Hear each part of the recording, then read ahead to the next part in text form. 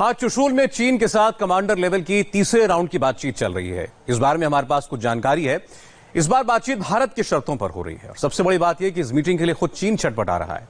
चीन की तरफ से ही फोन पर यह कहा गया कि बातचीत के लिए वो जहां बुलाएंगे वहां आ जाएंगे। आखिर चीन के तेवर ढीले क्यों पड़े, इसके पीछे एक नहीं कम से कम 5 बड़ी वजह हैं। हमने हर वजह की छानबीन की, एक एक वीडियो देखा और उसके बाद ये रिपोर्ट तैयार की।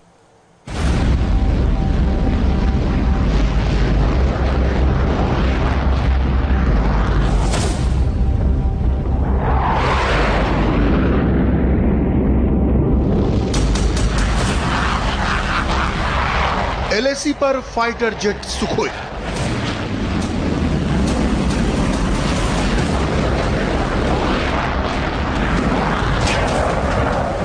MiG-29 लड़ाकू विमान,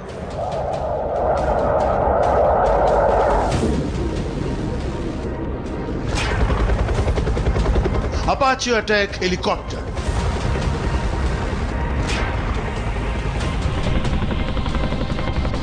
कॉम्बैट हेलीकॉप्टर चिनूक की गड़गड़ाहट गूंज रही है।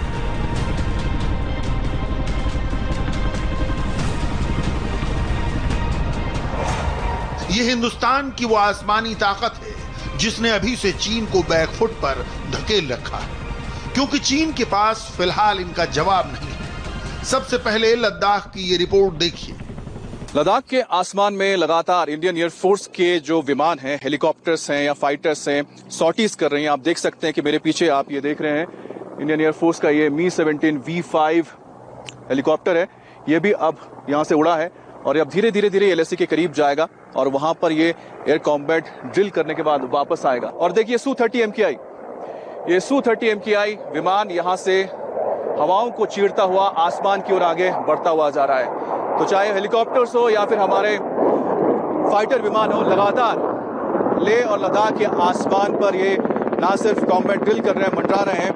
और ये जो रोटर्स की आवाज है या फिर जो जेट के इंजन की जो आवाज है वो गूंजती है पूरे इस इलाके में, इन वादियों में। और ये जो गूंज है लगातार चीन को ये बताती है कि हम तैयार हैं। देखिए एक और Su-30 MKI विमान हवा को चीरता हुआ आसमान की ओर बढ़ता हुआ जा रहा है और ये संकेत है चीन को भी और उन देशों को जो भारत की जमीन पर टेढ़ी नजर डालते हैं, उनको ये संदेश है कि हम हर वक्त किसी भी स्थिति से निपटने के लिए तैयार हैं।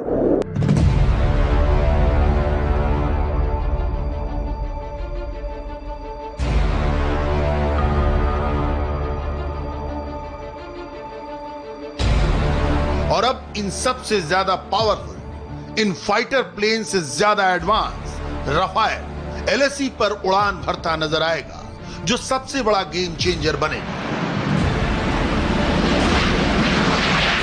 30 दिन के अंदर रफाल के टेक ऑफ की गूंज से एलएसी पर चीन और एलओसी पर पाकिस्तान दोनों कांप उठेंगे। न पाकिस्तान और न चीन, किसी के पास रफाल की टक्कर का कोई फाइटर जेट नहीं है। 27 जुलाई को फ्रांस से 6 रफाल प्लेन भारत पहुंच जाएंगे। पहले 4 रफाल की डिलीवरी होनी थी, लेकिन अब वक्त से पहले ही 6 फुल्ली लोडेड रफाल भारत को सौंपे जाएंगे। इन 6 रफाल प्लेन को इंडियन एयरफोर्स के पायलट उड़ा कर लाएंगे। फ्रांस से टेक ऑफ करने के बाद यह पहला स्टॉप दुबई के अल-दफरा एयरबेस पर होगा। इसके बाद अंबाला में ये लैंड करेंगे, यहीं पर इनका बेस होगा।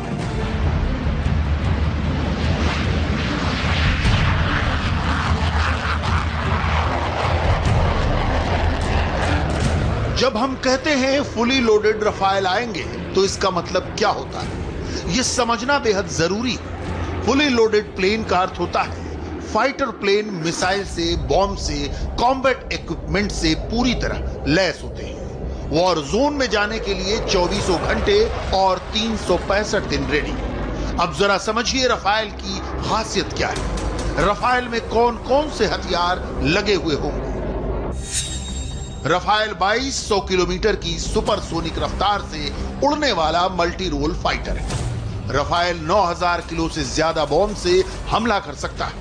इसके सबसे खतरनाक हथियार हैं स्टॉर्म शैडो क्रूज मिसाइल और Meteor air to air missile. Storm Shadow cruise missile की रेंज 550 किलोमीटर है, यानी ब्रह्मोस क्रूज मिसाइल से 2 गुनी रेंज। इससे एलएसी के पार सैकड़ों किलोमीटर दूर चीनी मिलिट्री बेस को आराम से टारगेट किया जा सकता है, जबकि मिटियोर मिसाइल से यह दुश्मन के विमानों को 150 किलोमीटर दूर से ही मार गिराएगा। रफाल को भारत ने अपने मुताबिक डिजाइन करवाया है, खासकर चीन को ध्यान में रखकर। इसमें कई स्पेशल उपकरण लगाए गए हैं जिनको टॉप सीक्रेट रखा गया है, जो जंग में सरप्राइज अटैक का काम करेंगे। चीन तकनीक चोरी करने में बहुत आगे है, लेकिन रफाल कैसे ऑपरेट करता है, इसकी ताकत क्या है, क्या कमजोरी है, इसकी जानकारी चीन तक को नहीं। रफाल के आने के बाद भारत की ताकत 2 गुनी हो जाएगी। चीन को अपनी युद्ध नीति पूरी तरह बदलनी होगी। रफाल की ताकत का अंदाजा इसी से लगाइए कि एक रफाल प्लेन पाकिस्तान और चीन के 10-10 विमानों का एक साथ मुकाबला कर सकता है।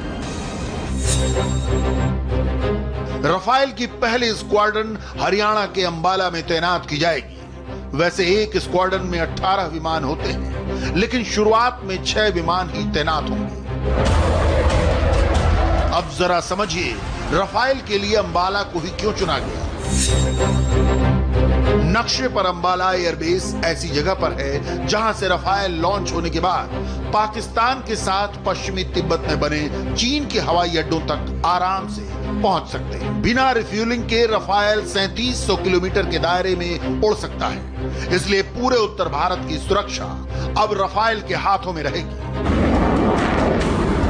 फ्रांस में 10 रफाल रेडी हो चुके हैं, अभी 6 रफाल ही आएंगे, जबकि 4 रफाल से इंडियन पायलट वहां पर ट्रेनिंग पूरी करेंगे। इसके अलावा भारत ने एलएसी पर आकाश मिसाइल सिस्टम भी तैनात कर दिया है, जो चंद सेकंड में चीन के किसी भी विमान को तबाह कर सकता है।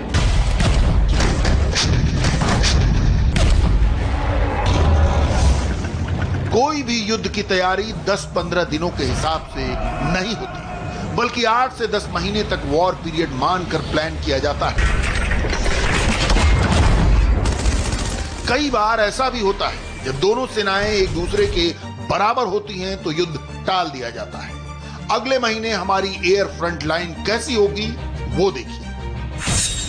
भारत के पास सबसे डेडली रफाल प्लेन होगा, उसके बाद सुखोई 30 MKI का नंबर आता है। तीसरे नंबर पर है मिराज 2000, चौथे नंबर पर मिग 29 जो मल्टी रोल फाइटर बन चुका है, 5वें नंबर पर जैगुआर बॉम्बर और 6ठे नंबर पर तेजस लड़ाकू विमान आते हैं। भारत का हवाई सुरक्षा कवच कुछ ऐसा होगा जिसे तोड़ पाना, रोक पाना चीन के बस में नहीं होगा।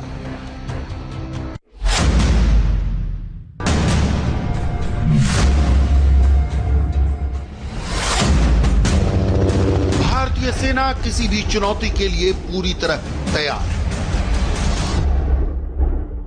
इसके साथ ही डिप्लोमेसी और मिलिट्री मीटिंग के जरिए टेंशन कम करने की कोशिश भी की जा रही है। हालांकि ग्राउंड लेवल पर इसका कुछ खास असर नजर नहीं आ रहा। ऐसे में अब भारत चीन की सीएमसी से डायरेक्ट बात करेगा। सीएमसी यानी सेंट्रल मिलिट्री कमीशन, ये चीन का वो डिपार्टमेंट है जो मिलिट्री ऑपरेशन को डील करता है। चीन के राष्ट्रपति Xi Jinping central military commission के चीफ हैं। इसके बाद नंबर आता है जनरल शू किलिंग का और उनके बराबर है जनरल झांग यूक्सिया। दोनों सेंट्रल मिलिट्री के वाइस चेयरमैन हैं। एलएसी पर भारत चीन सीमा विवाद को जनरल शू किलिंग ही देख रहे हैं। इसके बाद बाकी मेंबर्स का नंबर आता है, जिनमें जनरल वेई, जनरल ली जुओचेंग, जनरल मियाओ हुआ और जनरल झांग शामिल है। ये वो 6 जनरल हैं जो चीन की हर मिलिट्री पॉलिसी का अहम हिस्सा है। युद्ध होगा या नहीं, इन 6 जनरल्स की रिपोर्ट तय करेगी। जनरल शू किलिंग जिनपिंग के राइट हैंड हैं। गलवान घाटी में जो खूनी झड़प हुई उसके पीछे इन्हीं का ऑर्डर था, लेकिन इंडियन आर्मी के जवाब के बाद अब सबसे ज्यादा दबाव जनरल किलिंग पर ही है, क्योंकि आगे बढ़ेंगे तो भारत से युद्ध पक्का है और पीछे हटे तो चीन की वर्ल्ड लीडर इमेज पर सवाल खड़े हो जाएंगे। भारत अपनी तरफ से तनाव नहीं बढ़ाएगा, लेकिन चीन की किसी भी हरकत को बर्दाश्त नहीं करेगा। इंडियन आर्मी को टिट फॉर टैट का ऑर्डर मिल चुका है, यानी जैसे को तैसा जवाब। ईंट का जवाब पत्थर, गोली का जवाब गोला।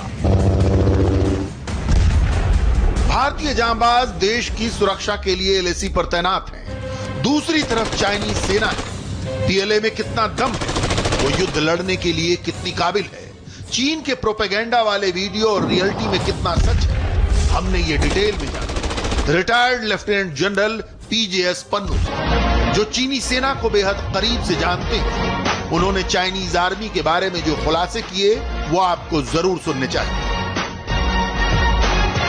अगर देखा जाए तो एक तो वो पॉलिटिकल आर्मी है, उनको एक पॉलिटिकल कॉमिसार होता है हर एक पलटन के अंदर, उनको जो पीएलए सीएमसी का हुक्म आता है वो हुक्म और हर एक के ऊपर शक की निगाह से देखा जाता है। हर एक पीएलए ऑफिसर और सोल्जर के ऊपर शक की निगाह से देखा जाता है और उनको पीछे से उकसा के आगे भेजा जाता है। मैंने इनको जमीन पे कई दफे देखा है बिहेव करते हुए। ये बड़े फेडअप होते हैं। ये वन चाइल्ड पॉलिसी के तहत ये इनकी फैमिली जो है कोई बिजनेस बैकग्राउंड की है, कोई इंडस्ट्री की है, और ये हमेशा वेट करते हैं कि कब बच्चे की नौकरी पूरी हो और कब वापस आए और कब हमारे बिजनेस और हमारी इंडस्ट्री में हाथ बटाए। ये बिल्कुल इम्पेशेंट होते हैं। ये गाड़ियों में आते हैं जो एक गर्म गाड़ियां होती हैं, और ये सड़कें इस करके भी ज्यादा बनाते हैं क्योंकि इनके ट्रुप्स पैदल चलना पसंद नहीं करते हैं। इनको बहुत सांस की प्रॉब्लम है। वहां पे इन्होंने चैम्बर बनाए हुए हैं जिनको इनको ट्रुप्स को चैम्बर में धकेल के इनको प्रेशराइज चैम्बर में बिठाते हैं ताकि ये बीमार होकर वापस ना भाग जाएं। सुना आपने, भारतीय सेना और कम्युनिस्ट पार्टी की सेना में कितना बड़ा फर्क है। हमारे सैनिक अपने देश के लिए मर मिटने को तैयार रहते हैं। देश में उनको सबसे बड़े का दर्जा मिलता है, जबकि चीन में जवानों को जबरदस्ती रण में धकेला जाता है। उनको वहां पर शक की निगाह से देखा जाता है। जिन सोल्जर्स को घर जाने की जल्दी हो, वो भला कम्युनिस्ट सरकार के लिए अपनी जान दांव पर क्यों लगाएंगे? चाहे मिलिट्री की बात हो, डिप्लोमेसी की बात हो या दुनिया के सपोर्ट। भारत ने चारों ओर से चीन की मजबूत घेराबंदी कर दी है। अब चीन को तय करना है कि वो जंग चाहता है या वापस जाना। चीन भी ये बात अच्छी तरह जानता है। अगर युद्ध हुआ तो उसकी खोखली सेना और सुपर पावर बनने का सच सबके सामने आ जाएगा और इस जंग का एक ही नतीजा होगा, हिंदुस्तान की जीत।